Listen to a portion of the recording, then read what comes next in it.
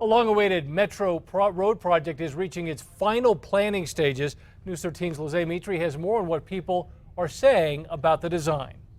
It's been years in the making. For the 3 years that I've been in office, this has been the #1 question. When will Southern Boulevard be repaired? When will it be restored? The city of Rio Rancho told residents at a public meeting tonight they're hoping Southern Boulevard construction will start early next year. And they showed off the latest design, a 4-lane divided roadway including new sidewalks, lighting, and landscaping. The city says most crashes now are rear-end collisions as drivers slow to turn off Southern. So at cross streets that are not busy signalized intersections. So we have the raised medians, the turn bays, and we're limiting some of those turning points.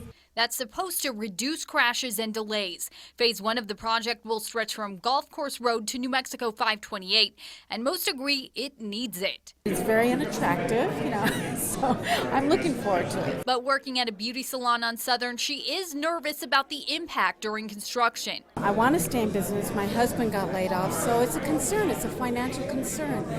People don't like to hassle all the traffic. In fact, she and others alluded to not wanting it to be like rapid transit construction in Albuquerque. Not to make it like the other project in our sister city. I think people get scared. I think they've seen a lot of massive, pardon the pun, roadblocks with the central construction.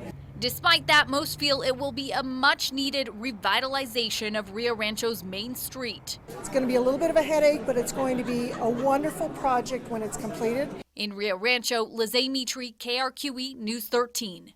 For that first phase of the project, the city will pay about $4 million of its own money on top of another $7.7 million in federal funding. The full reconstruction project will go from Golf Course Road to Rainbow Boulevard.